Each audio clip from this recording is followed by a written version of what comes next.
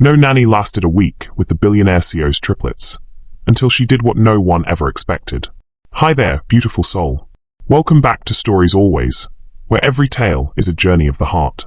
How have you been since our last story? Grab a cup of tea and settle in, because this one is going to move you. If you've ever wondered whether love can still surprise you in a world full of judgment, then don't just listen. Feel this one. And hey, if this story stirs your heart in any way, please like, comment your thoughts, and subscribe for more stories that prove kindness still wins. Now let's begin. For billionaire Julian Blackwood, hiring a nanny was a transaction, another problem to be solved with money. But when Clara Maeve sat on the cold marble floor outside his children's locked bedroom and met their silent rage not with threats, but with a whisper, he knew this was a transaction that would cost him his heart. The city glittered below Julian Blackwood's office, a sprawling galaxy of light and ambition that mirrored his own. From the 52nd floor of Blackwood Tower, the world looked orderly, quantifiable, and subject to his will. The glass walls of his office didn't just offer a view, they were a statement. They separated him from the noise, the chaos, the unpredictable mess of human life down below. Here, in his throne room of steel and silence, he was king. The final tranche will be released upon regulatory approval, contingent on the terms outlined in Appendix C, subsection 4, Julian said, his voice a low, steady baritone that commanded attention without ever needing to be raised. He leaned forward, his custom-tailored suit showing no hint of a wrinkle, his focus absolute. Across the expansive mahogany desk, 3 seasoned executives from a rival firm shifted in their leather chairs, their expressions a mixture of awe and surrender. They had been negotiating for 9 hours. They were exhausted. He was just getting started. Julian, one of them began, a man named Peterson with sweat beading on his hairline. Subsection 4 is aggressive. It leaves us with zero recourse if the market shifts. Julian offered a smile that didn't reach his eyes. They were grey, the color of a winter storm over the ocean. The market will not shift in a way that disadvantages you, Robert. Because I will not allow it to. It wasn't arrogance. It was a fact, proven over a decade of ruthless and visionary enterprise. He didn't just play the game. He set the board, designed the pieces, and wrote the rules. There was a clean, beautiful logic to it. Input, output. Risk, reward. Every variable could be controlled. His private line buzzed, a discreet, almost apologetic sound. He ignored it. His personal assistant, a hyper-efficient woman named Iris whose sole job was to be the gatekeeper to his fortress, would handle it. He had given her explicit instructions. Nothing gets through during a closing. Nothing. The buzz came again, more insistent this time. Julian's focus fractured for a millisecond. A flicker of annoyance crossed his face. He held up a single, placating finger to the men opposite him, a silent command to wait. He pressed the intercom button. Iris. What is it? His voice was sharp, a blade cutting through the sterile air. I'm so sorry, Mr. Blackwood. Iris's voice was strained, the professional veneer cracked. It's Mrs. Gable. She's adamant. She says it's an emergency. Mrs. Gable. Nanny number 7? 8. He'd lost count. They were a line item in his household budget, a recurring problem he kept trying to solve by throwing more money at it.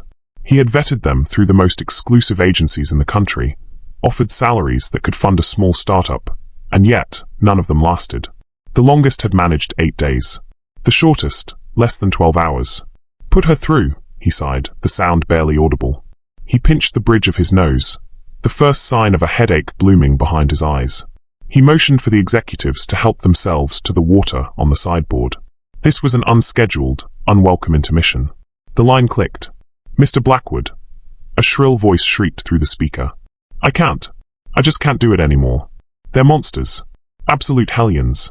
Julian leaned back in his chair, the supple leather groaning in protest. He pictured his home. Not a home, a house. A sprawling, architecturally perfect mansion in Greenwich that was as cold and silent as his office, except for the small, violent storms that were his children. His triplets. What have they done this time, Mrs. Gable? He asked, his voice flat, devoid of emotion.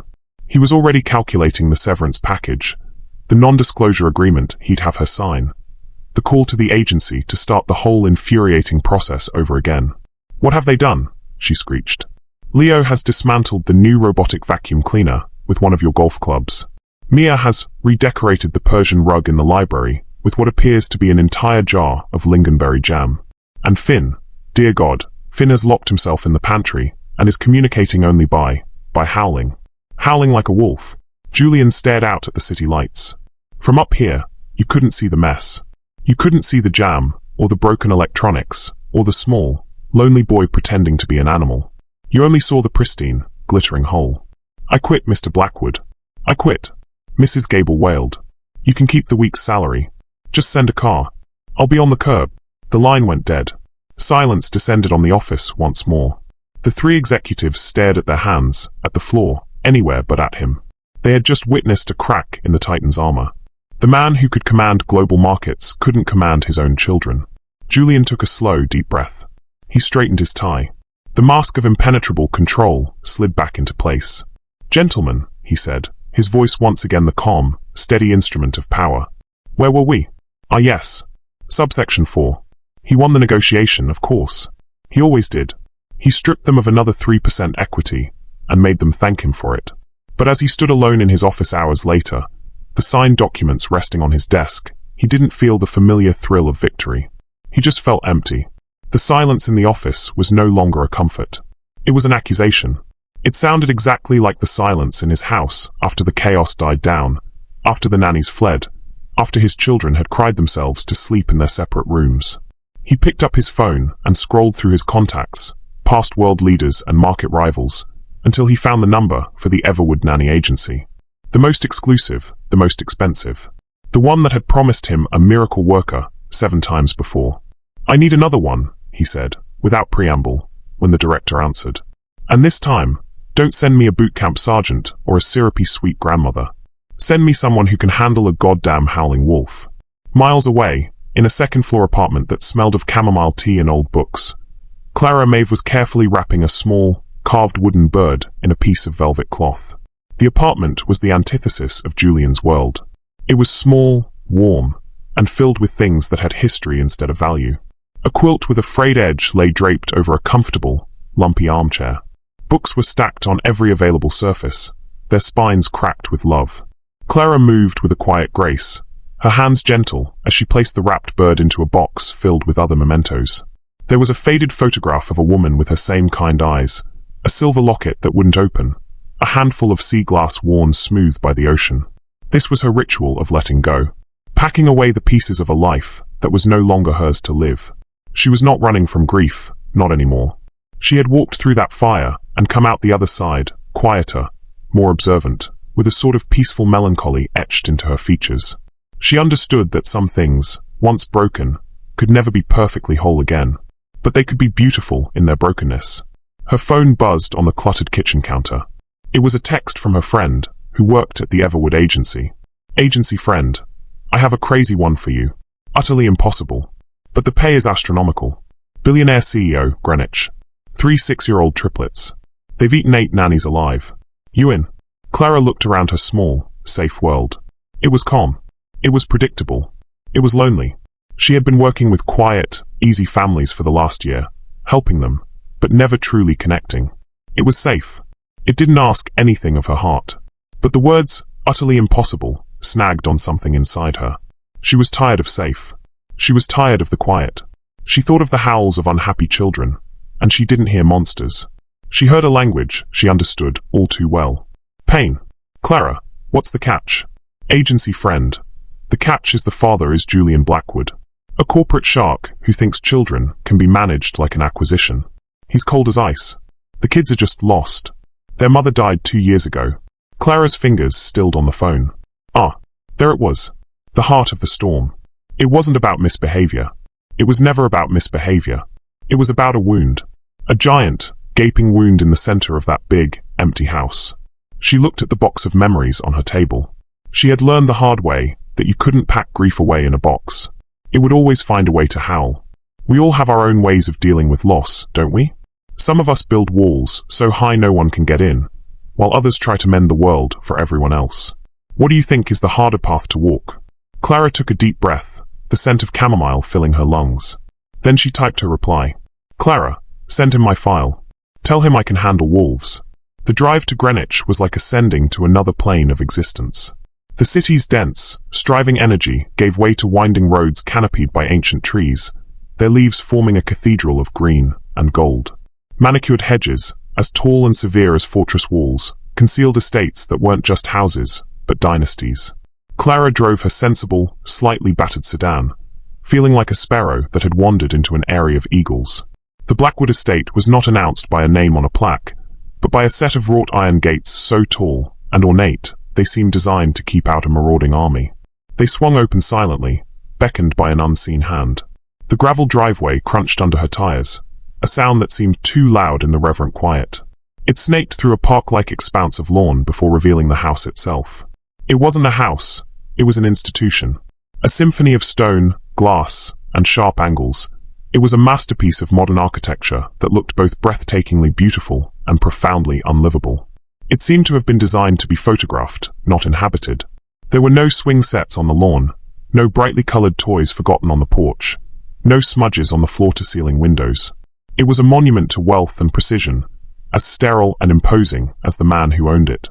Clara felt a pang of sympathy for the 3 small children lost somewhere inside its cavernous, echoing halls. A woman with a perpetually worried expression and hair pulled into a tight, unforgiving bun opened the door before Clara could ring the bell. She wore a starched grey uniform. "Miss Maeve? I'm Mrs. Davenport, the housekeeper. Thank heavens you're here. Mr. Blackwood is at the office, of course. He said you would be briefed." The way she said the word briefed made it sound like a military operation from which one might not return. She led Clara into a grand foyer. The floor was a polished expanse of white marble that reflected the cold light from a massive, abstract chandelier. The acoustics were unforgiving. Every footstep echoed like a hammer blow. Clara could see her own reflection in the gleaming surface, a small, soft figure in a world of hard, reflective angles.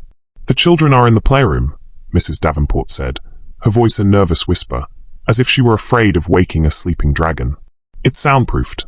Mostly." She wrung her hands. "A word of advice, dear. Don't try to be their friend. It makes them angry. And don't try to be strict. It makes them angrier." Mrs. Gable tried a star chart. "They burned it. What do you suggest I try?" Clara asked, her voice calm. Mrs. Davenport gave a sad, helpless shrug. "Survive the day. That would be a novelty." She pushed open a heavy oak door, and the muted chaos of the playroom spilled out. It was a large, bright room, filled with the most expensive and educational toys money could buy. But it looked like a battlefield. Building blocks were strewn like rubble. A dollhouse lay on its side, its inhabitants ejected. And in the center of the room, there were the triplets. They were beautiful children, all with the same dark, wavy hair as their father, but with eyes that held a different kind of storm. They weren't the cold grey of Julian's, but a deep, turbulent blue. The one with a smudge of dirt on his cheek, methodically unscrewing the leg of a child-sized table with a screwdriver, had to be Leo, the dismantler.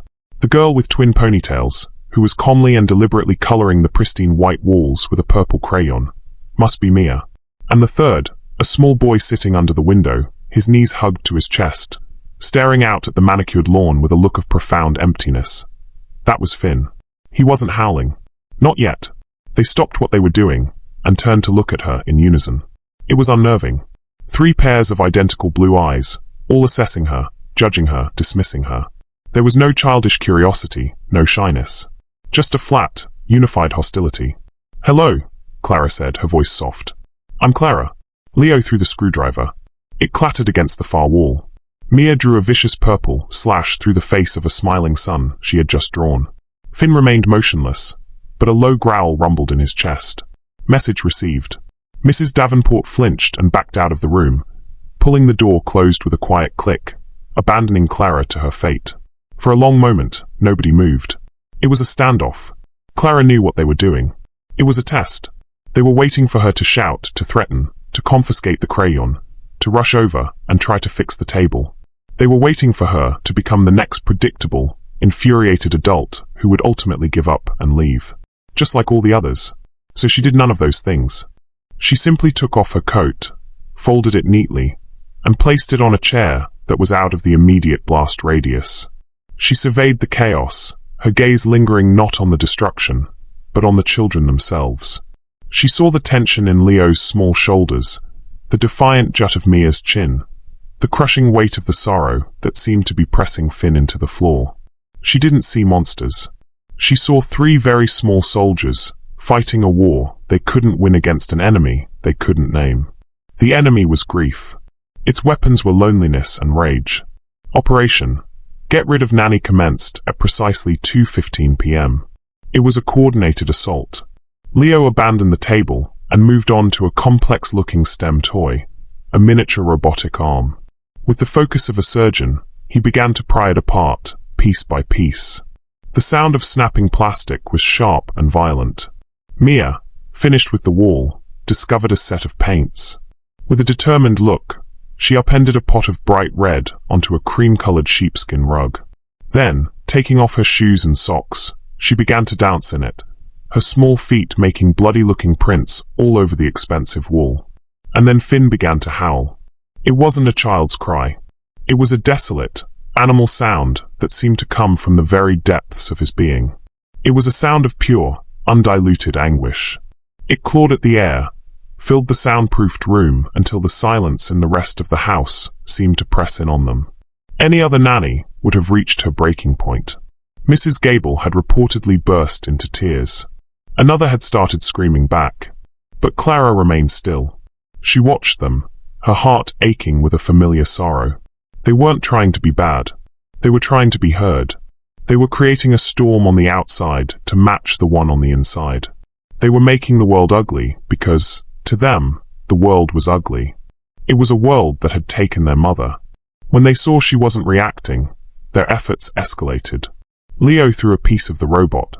It whizzed past Clara's head. Mia began to sob, great, hiccuping wails that mixed with Finn's haunting howls. The noise was a physical force, a wall of misery. Clara took a slow breath. Then she walked calmly to the playroom door, opened it, and stepped out into the silent, cavernous hallway. She didn't leave. She simply closed the door on the chaos, muffling the sounds. The children fell silent. The sudden quiet was jarring. From inside, they could hear the soft click of the latch. They looked at each other, confused. This wasn't in the script. The nanny was supposed to be in here with them, yelling. Was she leaving? Was it over already? Had they won that easily? Then they heard a soft sound. A gentle thump. Clara had slid down the wall, her back against the cool oak of the playroom door, and was now sitting on the cold marble floor of the hallway. She tucked her knees up, making herself small. She wasn't leaving. She was waiting. Leo crept to the door, his ear pressed against the wood. Mia stopped her crying, her face streaked with red paint and real tears. Finn's howls subsided into whimpers. And then, they heard her voice. It was soft, not much louder than a whisper, but in the echoing silence of the mansion, it carried. She wasn't yelling at them. She wasn't talking to Mrs. Davenport on the phone. She was just talking. There were once 3 little bear cubs, she began, her voice a low, melodic hum. A brother bear who was so strong and clever, he could take anything apart and put it back together again. A sister bear who loved colors so much, she wanted to paint the whole world with berries and flowers. And a little brother bear who had the greatest howl in the whole forest. When he howled, it sounded so sad and lonely that all the other animals would stop and listen. Inside the room, Leo froze, his hand still holding a piece of the broken robot. Mia wiped her nose with the back of her paint-smeared hand, her eyes wide. Finn, who was huddled in the corner, lifted his head. The 3 bear cubs lived in a warm, cozy den with their mama bear and their papa bear, Clara continued, her eyes closed, picturing the story in her own mind. Their mama bear had the softest fur and gave the best hugs. She smelled like sunshine and honey. Their papa bear was big and strong, the king of the forest. He would spend his days working hard, hunting and keeping them safe. But at night, he would come home and tell them stories, and his laugh was like thunder. A small, choked sob came from inside the room. Mia. But one day, Clara's voice grew quieter, softer, full of a shared sorrow. A great sickness came to the forest. And the mama bear, she got very tired. And she went to sleep and didn't wake up. She went to go be a star in the night sky. Silence. Absolute, profound silence from behind the door. And after that, everything changed. The den felt cold, even when the fire was lit. The papa bear, he didn't laugh like thunder anymore. He didn't tell stories. He just worked. He worked all day and all night, hunting and building his fortress of logs higher and higher, because he didn't know what else to do. He didn't know how to give hugs that smelled like sunshine. He had forgotten how. Clara paused, letting the weight of the words settle in the space between them. So the three little bear cubs were all alone in their big den. The clever brother bear got angry. He started breaking all the branches and toys, because fixing them was too hard and breaking them felt better. The sister bear got messy. She splashed mud and berries everywhere, trying to make the world bright again, but it just made everything feel sadder. And the littlest bear, he just howled.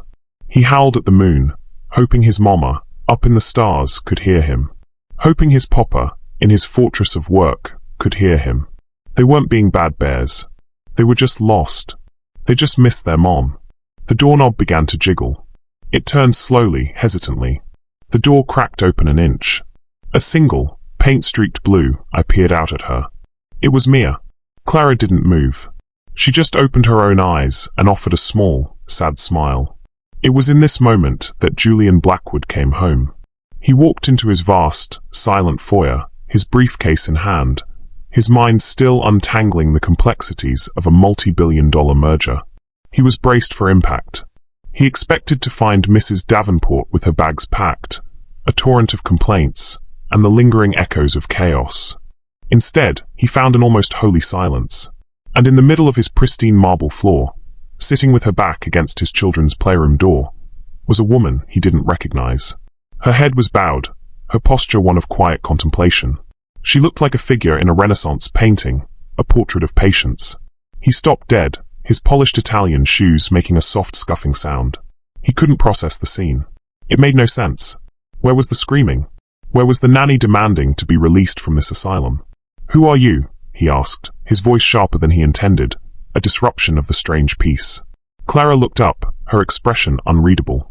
Before she could answer, the playroom door creaked open wider. Mia stood there, her face a mess of tears and paint, clutching a piece of the sheepskin rug. Behind her, Leo stood awkwardly, his hands empty. And peeking out from behind Leo's legs was Finn, his face pale, his eyes wide and haunted. They weren't looking at Clara. They were all staring at him. Their father. Clara slowly got to her feet, brushing off her slacks. "I'm Clara Maeve," she said simply. "I'm the new nanny."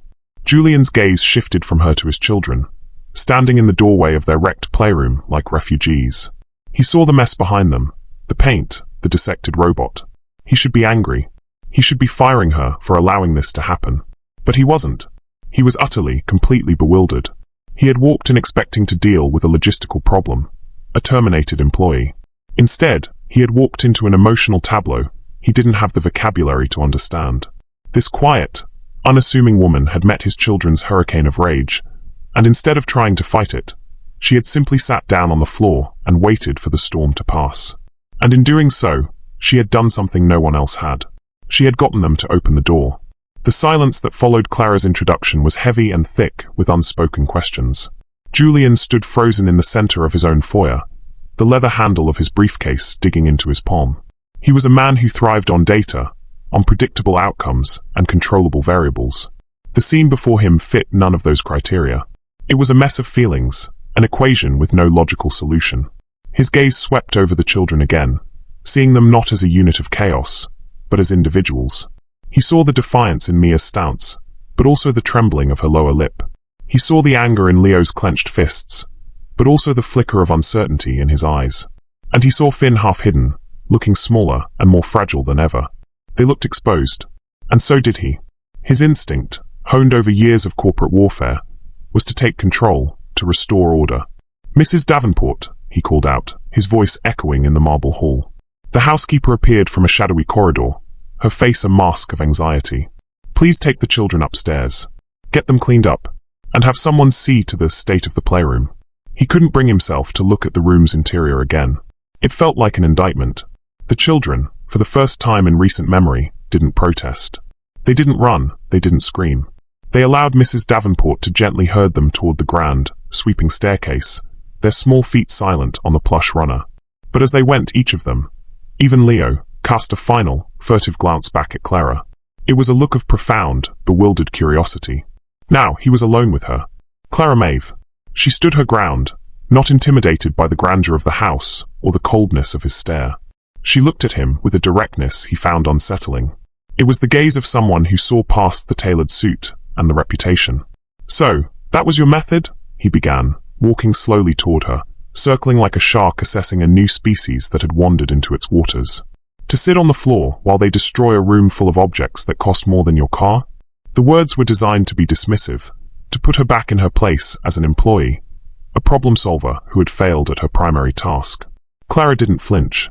"The objects are replaceable, Mr. Blackwood. The chance to make them feel heard isn't." "Heard?"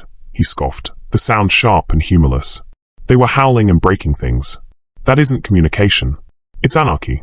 It's the only language they have left," she countered, her voice still quiet but firm, a river stone against his blustering current. "They're shouting in the dark, hoping someone will shout back that they're not alone." The story was me shouting back. Julian stopped pacing and faced her directly.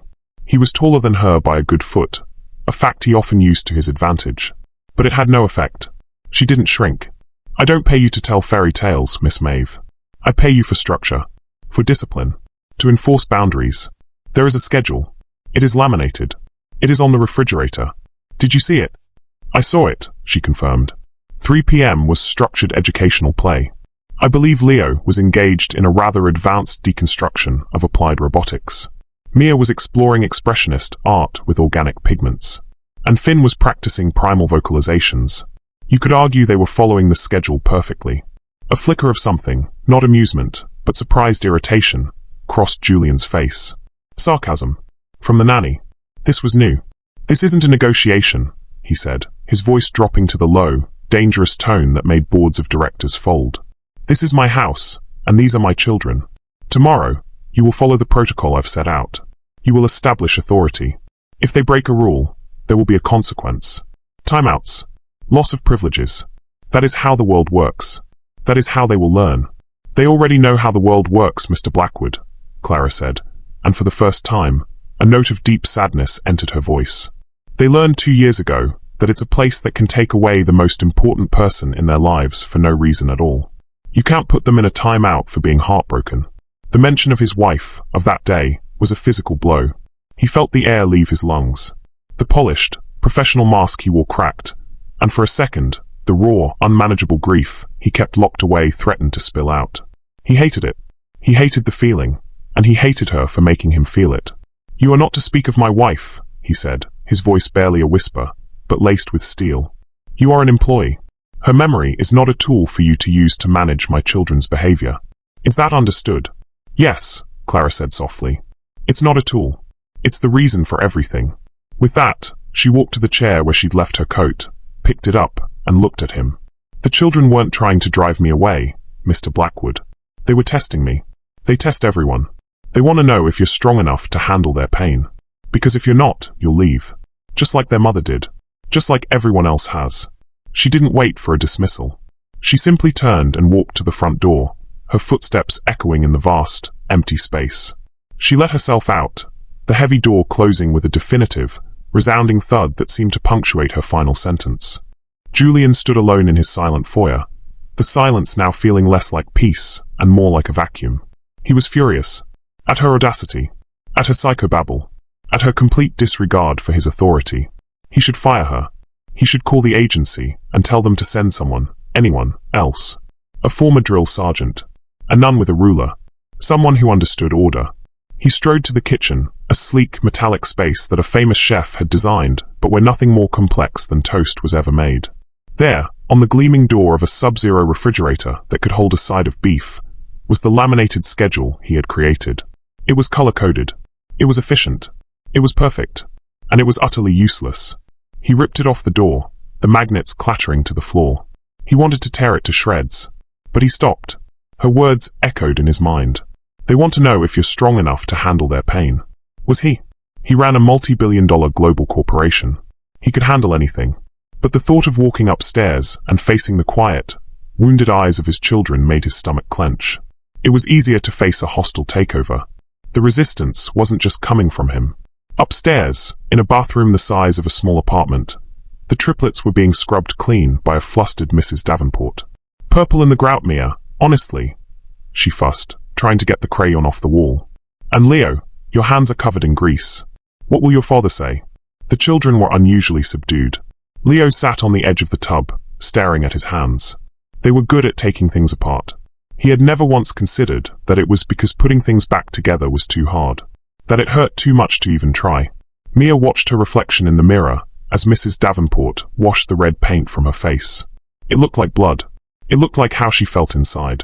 But the nanny, she hadn't yelled about the rug. She told a story about a bear who felt the same way. Finn was the quietest of all. He sat wrapped in a fluffy white towel, looking at his own small feet. He howled because the feeling inside him was too big for words. It was a giant, scary, lonely feeling. The nanny knew. She had told him. The littlest bear, he just howled. He wasn't a monster. He was a lost bear cub. The next day, Clara returned. She walked in as if the tense confrontation with Julian had never happened. She was an island of calm in his turbulent house. Julian watched her from the top of the stairs, unseen. He had decided, against his better judgment, to give her one more day. A trial period. He told himself it was because finding another nanny was a logistical nightmare. It was a lie. He was curious. Clara walked straight to the playroom. The mess had been professionally cleaned. The room was pristine, the sheepskin rug scrubbed, the toys reassembled and put away. It looked sterile and wrong. The children were already in there, sitting far apart from one another, waiting. They were testing her again. Would she be the fun nanny from yesterday, or the scary, new nanny who talked to Dad? Clara surveyed the clean room with a small frown. Then she walked to a basket of soft, colorful yarn, picked up 3 different skeins, a bold red, a clever blue, a quiet green, and sat down on the floor. Not in the middle of the room, but off to the side, claiming a small, non-threatening space for herself. She began to knit. Her needles made a soft, rhythmic clicking sound. Click, click, click. It was a soothing, domestic sound in a house that was utterly devoid of them. Leo watched her, his brow furrowed. Mia tilted her head, intrigued. Finn hugged his knees and observed her from under his fringe of dark hair. For an hour, that was all that happened. The nanny knitted, and the children watched. They were resisting her, a silent, stubborn refusal to engage. They were waiting for her to force the issue, to pull out the laminated schedule, and announce that it was time for cognitive skill-building puzzles. But she didn't. She just knitted. The silence stretched, becoming a battlefield of wills. Julian, still watching from his hidden vantage point, felt his irritation growing. This was what he was paying for. A woman to do her hobbies in his playroom?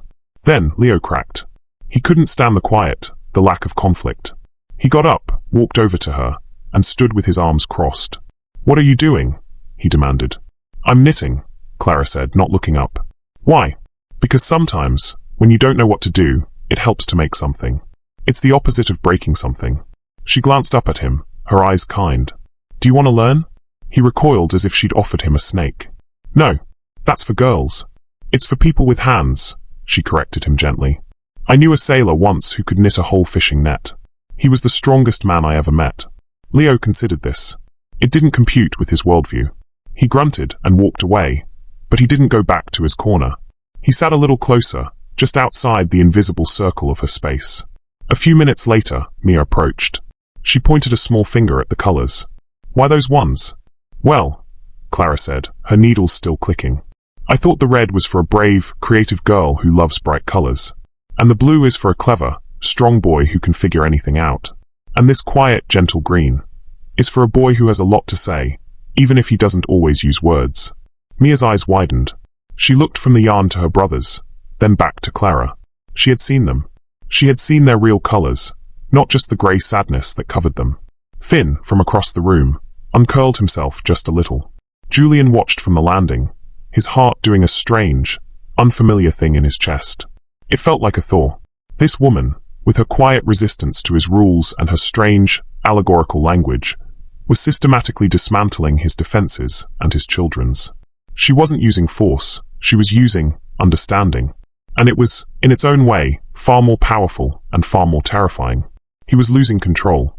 And the most frightening part was the small, treacherous voice in the back of his mind that whispered he might not want it back. The resistance was starting to crumble. Not just the children's. His. The shift in the house was subtle, almost imperceptible, but it was there. It was in the way the silence in the hallways felt less like a sterile void and more like a held breath.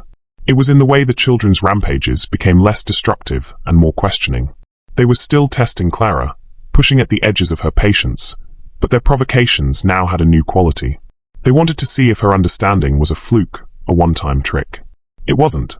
When Leo took apart the toaster, instead of scolding him, Clara handed him a set of miniature screwdrivers and asked him to explain how the heating element worked. When Mia decided to give Finn a haircut with a pair of safety scissors, leaving him with a jagged, lopsided patch over his ear, Clara sighed, found a hat for Finn to wear, and then spent the afternoon with Mia teaching her how to make intricate paper snowflakes, redirecting her desire to cut into something beautiful. She met every act of chaos not with anger, but with a quiet, unwavering curiosity about the feeling behind it. Julian watched it all from a distance, a ghost in his own home. He was working longer hours than ever, using a major international merger as a legitimate excuse to stay in the controlled, logical world of his office. He told himself it was crucial, that the deal required his undivided attention. But he knew, in a deeply buried part of his psyche, that he was running. He was fleeing from the quiet woman who was systematically proving that his entire approach to his life, to his grief, to his own children, was wrong. He would come home late, after the children were in bed, and the house would be still. But now, there were traces of Clara everywhere. A half-finished scarf lying on an end table. The faint, lingering scent of cinnamon she'd used to make baked apples with the children. A row of beautifully cut paper snowflakes taped to the kitchen window. They were like small, gentle footprints in the snow of his austere world, proof that someone warm and alive was moving through it. It was an invasion, and he didn't know how to fight it. Then the storm came. It had been forecast for days, a massive nor'easter barreling up the coast, but Julian, absorbed in his work, had paid it no mind. His house was a fortress, equipped with generators and every modern convenience. A little wind and rain were irrelevant. The storm hit on a Thursday afternoon with a primal, escalating fury. The sky turned a bruised, greenish-grey. The wind began to shriek, a low, mournful howl that sounded eerily like Finn on his worst days.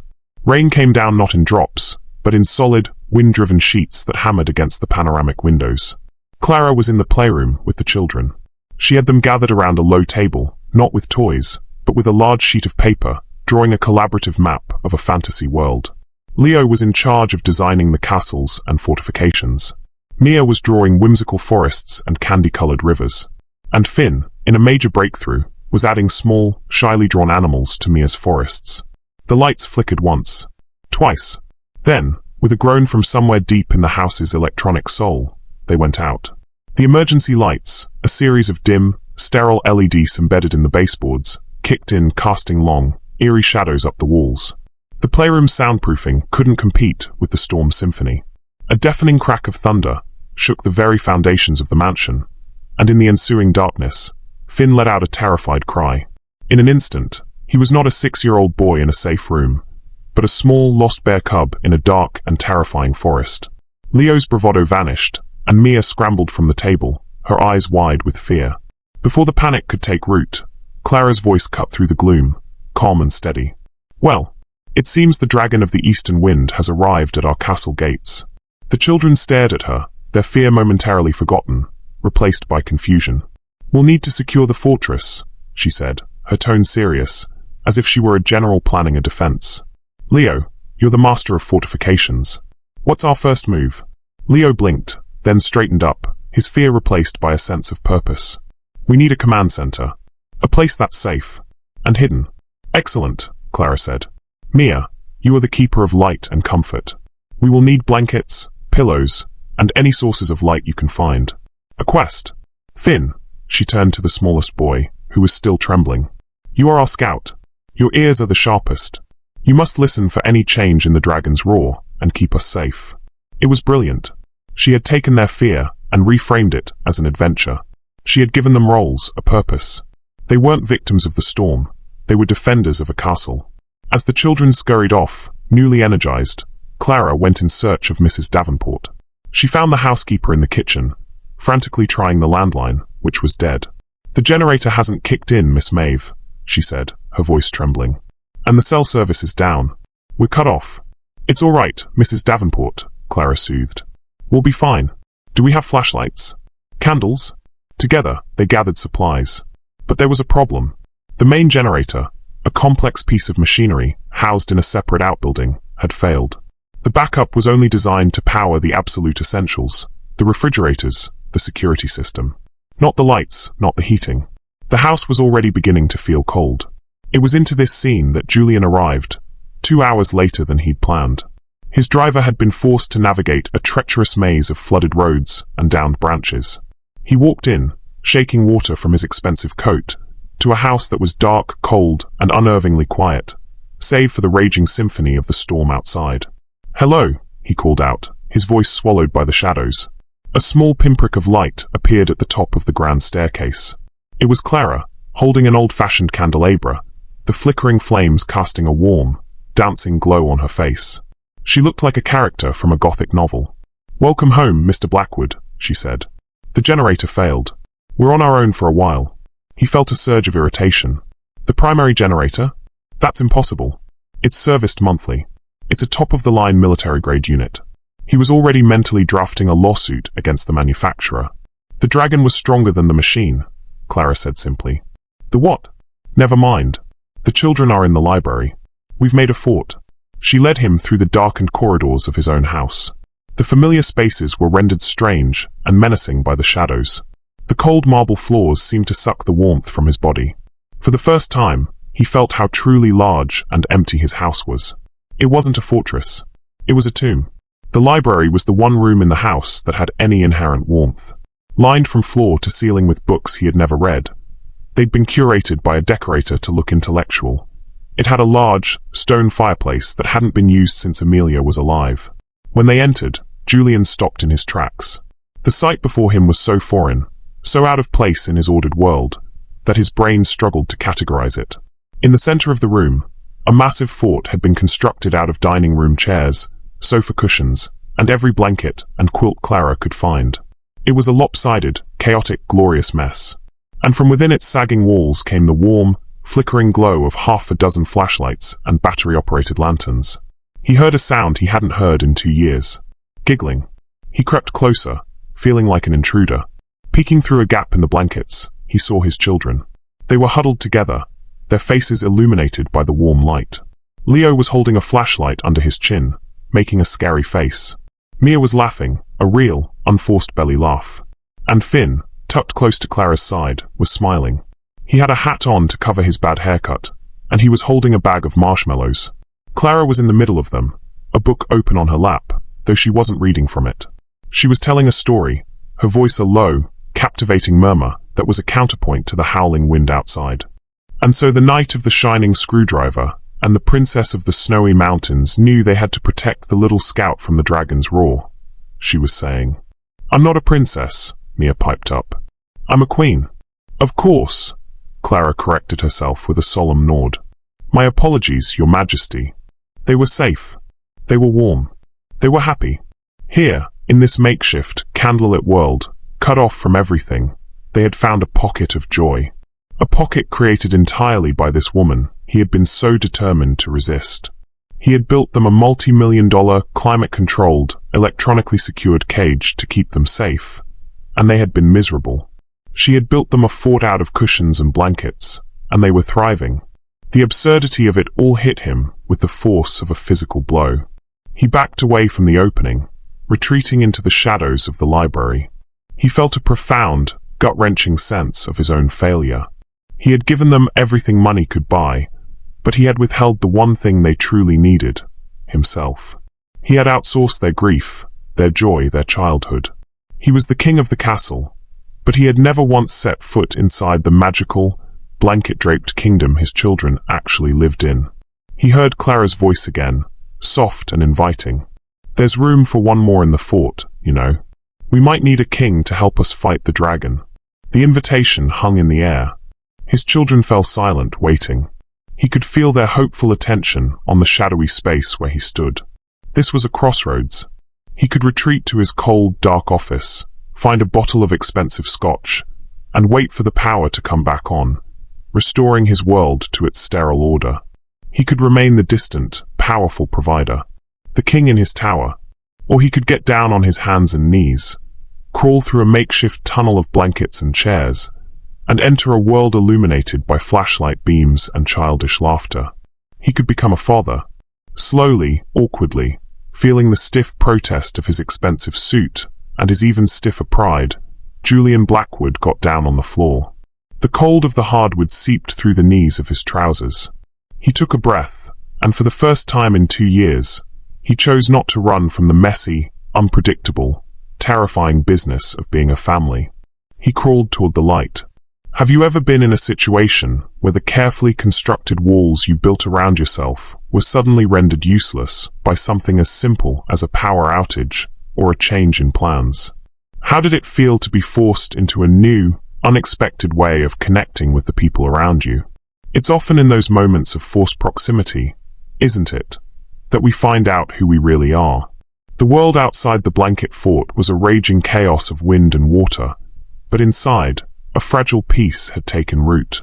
Julian sat awkwardly at the edge of their makeshift kingdom, his body stiff in the bespoke suit that felt so alien here. He was a titan of industry on his hands and knees, peering into a world he had built but never truly inhabited. The warm, flickering light from the flashlights softened the hard lines of his face, making him look younger, more uncertain. "Is that the king?" Mia whispered, her voice full of awe. Clara smiled, a gentle, encouraging expression. "I believe it is. But he looks like he's forgotten the secret password." Julian felt a flush of heat on his neck. He was being tested, not just by Clara, but by his own children. He could feel their 3 pairs of eyes on him, waiting. For a moment, his mind went blank. Password? What was the password to his own family? He searched for a clever, corporate answer, something about synergy or shareholder value, but the words died on his lips, tasting like ash. They were the wrong language for this new country. Then Finn, who had barely spoken a complete sentence to him in months, murmured something from the safety of Clara's side. It was so quiet Julian almost missed it. "Mama's bears," Finn whispered. The words struck Julian with the force of a physical blow. Mama's bears. It was what Amelia had called them. Her 3 little bears. A nickname from a life he had tried to hermetically seal away, to file under past trauma, and never reopen. And here it was, the password, offered up by his quietest son. He swallowed past the lump forming in his throat. "Mama's bears," he repeated, his voice raspy with disuse. It was the right key. Mia giggled and beckoned him in. Leo, trying to maintain his tough exterior, simply shifted to make room, a silent, grudging acceptance. Julian crawled the rest of the way inside. The rustle of his expensive, suit a discordant sound in the soft sanctuary. He settled onto a cushion, his knees protesting, his world tilting on its axis. He was surrounded by the scent of his children, of dusty blankets, and of the faint, clean fragrance that was uniquely Clara. It was overwhelming. For a while, he just listened. Clara picked up the story of the knight and the queen, weaving in a new character. A sad king who had been trapped in a tall, lonely tower by the dragon of work, but who had finally found his way back to his kingdom. Julian felt the narrative like a gentle hand, explaining him to his children, and explaining them to him. The hours melted away. The storm raged on, a distant, muffled roar. Inside the fort, they were an island in time. They ate marshmallows straight from the bag. Leo, emboldened, showed his father the schematics he'd drawn for a better, stronger fort. Mia, using a notepad and a pen from her father's briefcase, drew a royal portrait of the 5 of them, a smiling, crowned family. Julian, to his own astonishment, found himself sketching a clumsy-looking dragon for them to vanquish. Later, when the children's energy finally began to wane, and their breathing grew deep and even, they fell asleep, huddled together like puppies. Mia's head rested on Julian's lap, a trusting weight he hadn't felt in 2 years. Leo was curled against a cushion, one hand still clutching a flashlight, and Finn was tucked securely against Clara's side, his hat askew. The only light now was a single lantern, casting a soft, intimate glow. The only sound was the storm and the soft rhythm of sleeping children. "Thank you," Julian said, his voice a low rumble in the quiet. He was looking at Mia's sleeping face, his hand hovering over her hair, afraid to touch, afraid to break the spell. "They did all the work," Clara answered softly. "They just needed permission to be children again, not just soldiers." I didn't know how," he admitted. The confession felt like a stone being lifted from his chest. After Amelia, all the color just went out of the world. Everything became a problem to be solved, a risk to be managed. The children, they were the biggest risk of all. Because I knew if I let myself feel how much I loved them, I would have to feel how much I missed her. And I thought that would break me.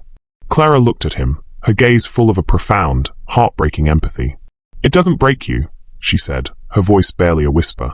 But it changes your shape forever. You just have to learn to live in your new skin. She spoke with the authority of someone who knew. He realized, in that moment, that her own quiet was not one of emptiness, but of depth. She was a harbor that had seen its own storms. A log in the fireplace, which Clara had managed to light earlier, shifted and broke apart, sending a shower of sparks up the chimney. The sudden flare illuminated a section of the library he rarely looked at, Amelia's corner. Her reading chair, a small collection of poetry, a silver-framed photo of the two of them on their honeymoon, laughing. And on the mantelpiece, covered in a fine layer of dust, was a small, inlaid wooden box. The music box. He hadn't been able to look at it, let alone touch it, since she died. It was her favorite thing.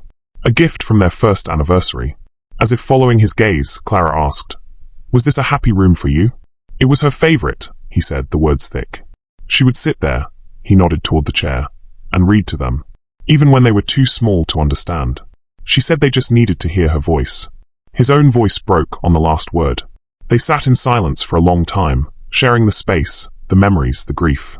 The storm outside was their shield, giving them this unnatural pocket of time, forcing a proximity that was both agonizing and deeply necessary. Later, under the pretense of finding another blanket, Clara left the fort.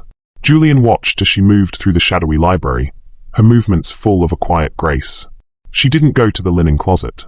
She walked to the fireplace. She picked up the dusty music box, her fingers tracing the inlaid mother of pearl. Julian's breath caught. He felt a primal urge to shout at her, to tell her to put it down, that she had no right. It was his pain, his memory. Sacred ground. But he remained silent, watching. Clara didn't try to open it. She just held it, as if sensing the history locked inside. Then, she turned, her eyes finding his in the dim light. She wasn't trespassing. She was paying her respects. He slowly, carefully, lifted Mia's head from his lap and laid it on a pillow. He crawled out of the fort, his body aching, his heart pounding. He walked over to her, his polished shoes silent on the thick rug. He reached out and took the box from her hands. His fingers were trembling. She loved ballet, he said, his voice rough. She wasn't very good at it, but she loved the grace of it. The music. With a hesitant, rusty movement, he opened the lid. A tiny, tinny melody began to play. A delicate, familiar waltz from Swan Lake. A tiny ballerina, frozen in an arabesque, began to turn, her painted-on smile a relic from a happier world. The sound was painfully beautiful. It was the ghost of his wife's laughter, the echo of her joy. Tears welled in Julian's eyes, hot and sharp. He didn't fight them. For the first time since the funeral, he let them fall. They streamed down his face, silent, cleansing trails in the mask of control he had worn for so long. "I was on a plane," he choked out, the words tearing their way out of him. "Closing a deal in Tokyo. The biggest of my career." Her car, it was a drunk driver. She was on her way to pick them up from daycare. "I got the call, and I closed the deal first. I sat there, knowing she was gone, and I finished the meeting." What kind of man does that? The self-loathing was a poison he had been swallowing for 2 years. He finally spat it out, right there in the dark, in front of this practical stranger who had become, in the space of a few hours, the keeper of all his secrets. Clara didn't offer platitudes. She didn't say, "You did what you thought was right," or she would have understood. She just reached out and placed a gentle hand on his arm. A simple, grounding touch. "A man who was terrified," she said, her voice full of a sorrow that matched his own. "A man who thought if he could just control one thing, the rest of the world wouldn't fall apart." But it already had. He looked at her then, really looked at her, through his tears. He saw the faint scar above her eyebrow, the quiet wisdom in her eyes, the strength in the hand that rested on his arm. He wasn't just looking at his nanny. He was looking at the first person since Amelia who had seen him. All of him, the titan and the broken man, and had not looked away. The music box played its final, tinkling notes, and fell silent. The ballerina stopped her eternal dance. And in the quiet that followed, something new and fragile and terrifyingly real began to form between them. The morning broke, crisp and clean. The storm had passed, scrubbing the world clean. Sunlight, brilliant and sharp, streamed through the library windows, illuminating dust motes dancing in the air. The power hummed back to life with an authoritative thrum, and the mansion's systems rebooted, restoring light and heat and order. But the order was different now. The change was palpable. When Julian came down for breakfast, dressed not in a suit, but in a simple sweater and slacks, he found his children not in the playroom, but in the kitchen. And they were laughing. Clara was letting them make pancakes, and the gleaming, sterile space was a disaster zone of flour dust, spilled milk, and droplets of batter. 2 years ago, he would have been appalled at the inefficiency, the mess. This morning, he just stood in the doorway and smiled. "We saved you a lumpy one, Dad," Leo announced, pointing with a spatula. "It has a face," Mia added proudly. He sat at the kitchen island, a place he usually only passed through, and ate a lumpy, slightly burned pancake that was the most delicious thing he'd ever tasted. The weeks that followed were a revelation. Julian started delegating. He left the office at 5, a move that sent shockwaves through his company.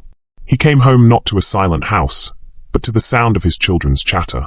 The nightly story ritual, which had begun as Clara's domain, became a shared responsibility. He found himself rediscovering the silly voices and dramatic flourishes Amelia had always used. He was clumsy at it, but the children didn't care. They just cared that he was there. The house itself began to change. The paper snowflakes stayed taped to the window. The lopsided blanket fort was eventually dismantled, but a basket of cozy blankets remained in the library. Mia's artwork, vibrant and chaotic, began to appear on the refrigerator, held up by brightly colored magnets, covering the spot where the laminated schedule used to be. The house was slowly, surely, accumulating the beautiful, messy patina of a life being lived. And at the center of it all was the quiet, constant gravity of Julian and Clara's bond. It was unspoken, a thing of shared glances over the children's heads, of comfortable silences as they cleaned the kitchen together after the kids were in bed, of the easy way they learned to move around each other. He learned she liked her tea with lemon, that she hummed when she was concentrating, that she had a fierce, dry wit that only came out when she was relaxed. She learned that behind his formidable intellect was a man who was deeply sentimental, who was fiercely protective, and who had a surprisingly gentle touch when fixing one of Leo's broken toys. One evening, after a particularly joyous and chaotic dinner, he found her in the garden, staring up at the first stars. "Amelia would have liked you," he said, coming to stand beside her. It wasn't a platitude, it was a statement of fact. Clara turned to him, a small, sad smile on her lips. "I had a daughter," she said, her voice soft. "Her name was Lily. She would have been 7 this year. She was born with a heart that was not built to last. We had 4 years with her." Julian's own heart seized. The quiet depth, the profound empathy, it all made sense now. She wasn't just trained in grief, she was fluent in its language. He didn't know what to say. All his words, all his power, were useless in the face of such a loss. So he just stood there with her, in the cool night air, sharing the weight of their invisible ghosts. He didn't offer comfort or solutions. He just offered his presence. And he knew, from his own experience, that it was the only thing that mattered. He was falling in love with her. The thought was both terrifying and exhilarating. It felt like a betrayal of Amelia, and yet, it also felt like the most profound honoring of her memory. To live again. To let the color back into the world. He hadn't realized how gray his life had become until Clara had shown up with her quiet strength and her stubborn, gentle heart, and started painting it in again, stroke by careful stroke. The house was healing. The family was healing. It felt like they had finally reached the shore after a long and brutal storm. It felt safe, permanent, which is always when the tsunami hits. It arrived in a long, black limousine that crunched up the gravel driveway with an air of regal disapproval. Julian was in his study, the door now usually open, when he saw it. His heart plummeted. He recognized the car. Eleanor Vance, Amelia's mother, emerged from the back seat. She was a tall, impeccably dressed woman with a ramrod-straight posture and Amelia's eyes, though hers were cold where Amelia's had been warm. Her grief had not softened her. It had sharpened her into a weapon. She treated Amelia's memory not as a comfort, but as a territory to be jealously guarded. She had not approved of Julian when Amelia was alive. She'd thought him too cold, too ambitious, and she certainly didn't approve of him now. Her visits were rare, brief, and always felt like an inspection. "Julian," she said, breezing past him in the foyer, her expensive perfume colonizing the air. Her eyes scanned the hall, noting the small, colorful handprint on the wall that Mrs. Davenport had missed. Her lips thinned. The place looks lived in. It was not a compliment. He had called her, of course, after the storm. He had told her the children were well. He had not mentioned Clara. It had been an act of cowardice, he realized now. He had been protecting his small, fragile bubble of happiness from her judgment. The timing could not have been worse. Just as Eleanor was shedding her cashmere wrap, the children came thundering down the stairs, full of life and noise, with Clara in their wake, laughing. "Dad, can we show you the dash?" Leo began, then stopped short when he saw his grandmother. The light in his face dimmed. The children's relationship with Eleanor was strained. They found her as cold and imposing as she found them unruly. Eleanor's gaze slid past her grandchildren and landed on Clara. She took in Clara's simple clothes, her easy smile, her comfortable place in the center of the children's orbit. Her eyes narrowed, and a glacial chill descended on the foyer. "And who?" Eleanor asked, her voice dripping with polite venom. "Is this?" "This is Clara Maeve, Eleanor," Julian said, stepping forward, trying to command the situation. She's helping with the children." "I see," Eleanor said. She circled Clara slowly, looking her up and down, as if she were a piece of furniture she was considering having thrown out. "The latest in a long line, I hear.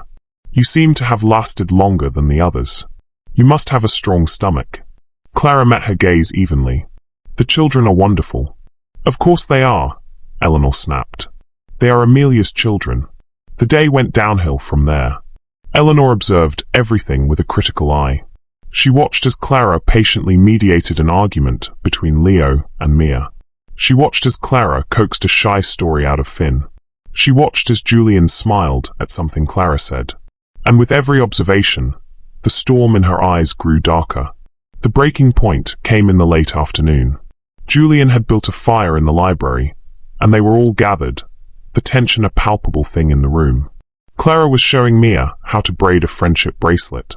Mia, in a moment of pure, innocent affection, finished one and tied it around Clara's wrist. "Now we're best friends forever," Mia declared. It was too much for Eleanor. She stood up abruptly. "Julian, a word. In your study." "Now." Clara started to gather the children to leave, but Julian put a hand on her arm. "No. Stay. Whatever you have to say, Eleanor, you can say it here." It was a brave move, a declaration of unity. But he was not prepared for the battle he had just instigated. Eleanor turned on him, her face a mask of cold fury. "You would defend her? In this house? In Amelia's favorite room?" Her voice was low and shaking with rage. She then turned her full, venomous attention on Clara, who sat frozen, the colorful bracelet a brand on her wrist. "You think you can just walk in here and take her place?" Eleanor hissed, taking a step toward her. "You think you can wear her daughter's bracelet, sit in her room, raise her children, and look at her husband with those hopeful eyes? You think we don't see what you're doing? You are a parasite, a hired hand, trying to steal a life that is not yours. My daughter is dead, and you are trying to erase her." The words were like stones, each one thrown with perfect, cruel aim. They struck not just Clara, but Julian. He was paralyzed. Every accusation Eleanor leveled at Clara was a poisoned dart that hit the oldest, most tender part of his guilt. "I was on a plane. I closed the deal." The shame rose up in him, a suffocating tide.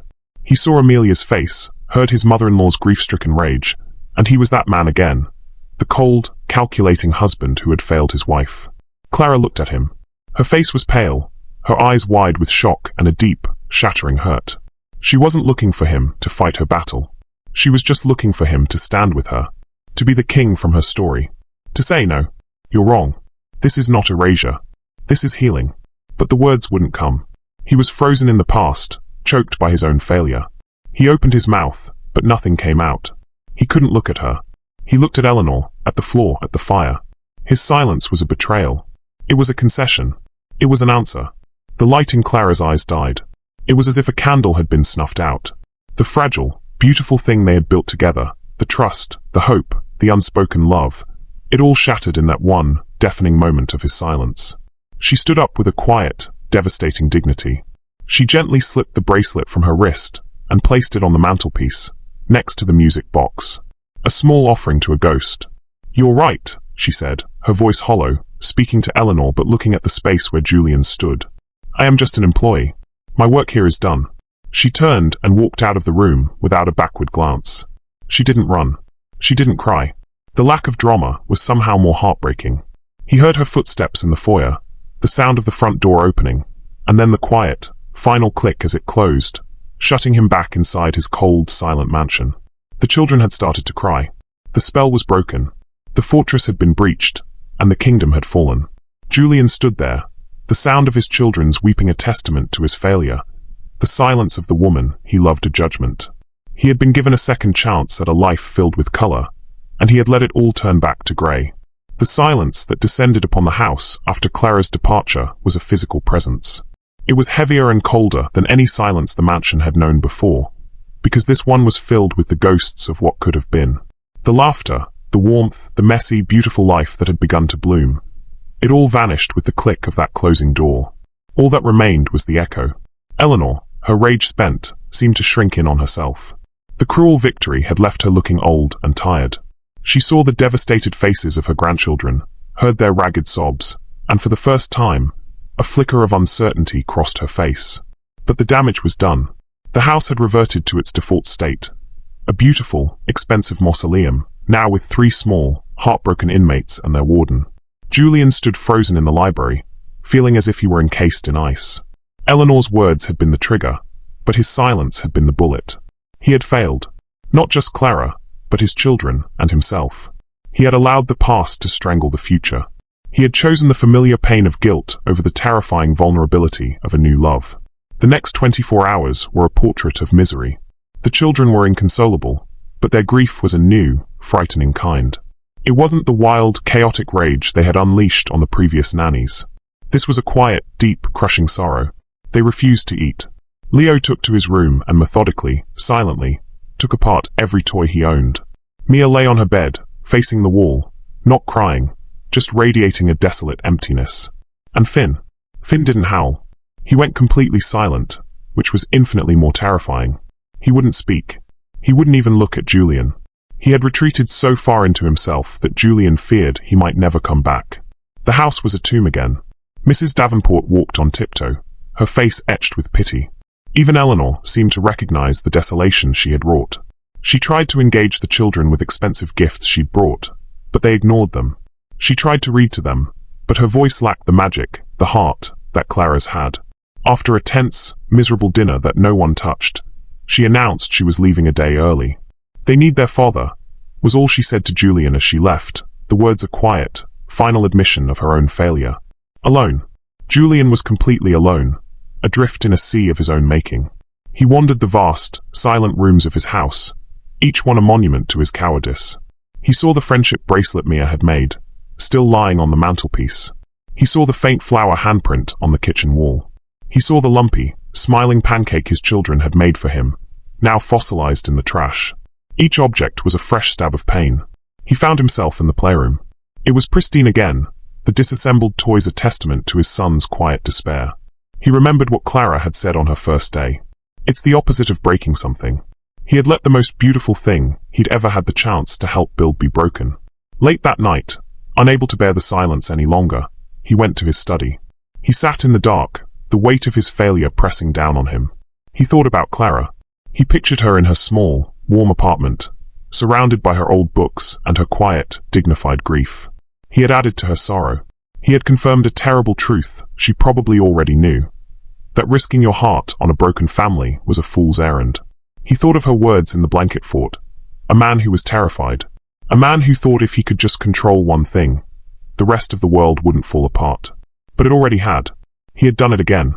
He had tried to control the situation with Eleanor by remaining silent, by managing the conflict through avoidance. And the world had fallen apart anyway. This was his choice. Right now, in the suffocating silence of his expensive prison. He could accept this. He could let grief win. He could live out the rest of his days as a hollow man, a provider of funds, the distant, sad king in his tower. His children would grow up, and the space between them would widen into a chasm. They would be fine, eventually. Wealth had a way of ensuring that. But they would never be whole. And neither would he. Or he could fight. He could choose vulnerability over pride. He could choose the terrifying, uncertain future over the familiar, miserable past. He could choose love over fear. He could do the one thing he had failed to do in that crucial moment. He could speak the truth. He picked up the phone. His fingers trembled as he found her number in his recent calls. What would he say? I'm sorry felt pathetic, inadequate. Come back felt selfish. He didn't know the words. He looked up and saw, through his study door, Finn standing at the top of the stairs like a little ghost. He was holding something in his hand. The carved wooden bird Clara had told them about once. The one from her story about the sailor. She must have left it behind. Finn held it out to him, his small face a mask of silent appeal.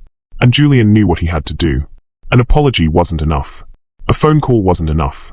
He had to make a grand gesture. No, not a grand gesture. A real one. He stood up. Get your coats, he said to the ghost of his son. His voice was raw, but it was steady. All of you. We're going out. It was nearly midnight when Julian's sleek, black car pulled up in front of Clara's modest apartment building. The street was quiet, the windows dark save for a few. He looked in the rearview mirror at his children. They were huddled together in the back seat, wrapped in blankets, their faces pale with a mixture of exhaustion and fragile hope. He had woken them up, told them his plan. He hadn't asked them to come, he had invited them. And they had all, without a word, put on their coats. You wait here, he told them. I have to do this part alone first. He got out of the car, the cold night air a shock to his system. He looked up at her window on the second floor. A single, soft light was on. She was awake. His heart hammered against his ribs. This was harder than any boardroom negotiation, more terrifying than any market crash. This was an unquantifiable risk. He could be, and probably deserved to be, utterly rejected. He buzzed her apartment. For a long, agonizing moment, there was no answer. He was about to turn away, to accept his fate, when the speaker crackled to life. Hello. Her voice was tired, drained of all its usual warmth. Clara. It's Julian. Silence. He could feel her surprise, her hesitation. He imagined her standing there, her hand on the button, deciding whether to hang up, to tell him to leave, to simply not answer. Please, he said, the word a raw plea. Don't hang up. I need to say something. And I need to say it to you, not to a speaker. Another long pause. Then, the sound of the lock buzzing, granting him entry. He took the stairs 2 at a time, his heart pounding with every step. Her door was slightly ajar. He pushed it open and saw her. She was standing in the middle of her small, cozy living room, wrapped in a quilt, her face pale, her eyes guarded. The room smelled of chamomile and old books, a world away from his sterile mansion. Julian, you shouldn't be here, she said, her voice flat. I know, he said, stopping a few feet from her, giving her space. I know, but I couldn't. I couldn't let my silence be the last word. It was the wrong word. It was the most wrong I've ever been in my life. He took a breath, forcing himself to meet her wounded gaze. What Eleanor said was cruel and untrue. But my silence made it true. And I am so sorry for that. Not just sorry that I hurt you, but sorry because I was a coward. I let my own shame, my own guilt about Amelia, stop me from defending the best thing that has happened to me, to my children, in 2 years. He looked around the room, at the stacks of books, at the faded photographs. You live in a world of stories, Clara. You understand them. And you tried to teach me and my children a new one. A story about healing. And when the dragon showed up, the sad king, he ran back to his tower. Because it was safe there. But it's not safe. It's a prison. And it's cold. And I can't live there anymore. He took a step closer. Her expression hadn't changed. She was listening, but she was fortified, her heart shielded. He deserved that. I'm not asking you to forgive me, he continued, his voice thick with emotion. And I'm not asking you to come back to be their nanny. That's not what this is. I'm here to tell you that. I see you, Clara. I see your strength, and your kindness, and the beautiful, brave heart you've had to piece back together. And I'm falling in love with you. I think I have been since the moment I saw you sitting on my cold marble floor, telling my broken children a story about lost bears. Tears were streaming down his face now, unchecked. He didn't care. I don't want you to come back as their nanny, he repeated, his voice dropping to a whisper. I'm asking you to come back as my partner, to help me write the rest of the story. Our story, if you'll have us. He finished, his confession laid bare in the middle of her quiet room. He had nothing left. He had laid down all his weapons, all his pride. He just stood there, utterly vulnerable, awaiting her verdict. Clara stared at him, and for the first time, her own eyes filled with tears. A single tear traced a path down her cheek. But she didn't move. She didn't speak. Julian's heart sank. He had been too late. The damage was too deep. He nodded slowly, a gesture of defeat and acceptance. I understand, he whispered. He turned to leave, to go back to his car, to his children, to the life he had earned for himself. Wait. Her voice was soft, but it stopped him cold. He turned back. She was looking past him, toward the door he'd left ajar. He followed her gaze. And standing there, in the doorway, were Leo, Mia, and Finn. They had not been able to wait in the car. They stood in a solemn, hopeful line, their small faces etched with worry. Finn took a tentative step forward. He was holding out the small, carved wooden bird. He held it out to her. An offering. A piece of her own story, returned. That was what finally broke through Clara's defenses. Seeing them, her three little bears, lost, but trying so hard to find their way home. She walked past Julian, knelt, and took the bird from Finn's small hand, her fingers closing around his. She looked at each of them, her heart aching with love for them. Then she looked up at Julian, her gaze traveling from his tear-streaked face to his pleading eyes. She saw a man who was no longer a king in a tower, but a father, standing with his children, asking for a second chance.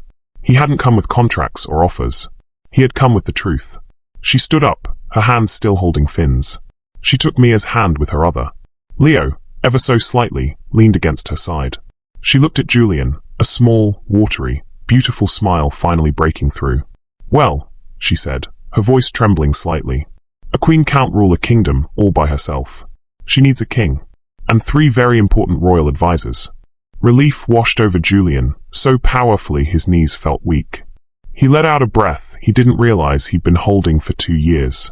He knelt down and wrapped his arms around all of them, his children, and this incredible woman, forming a new, stronger. Messier fought right there in the hallway of a second-floor apartment. They returned to the mansion together. But they didn't enter as a billionaire and his nanny and his children. They walked through the grand front doors as a family. The house was still large, still grand.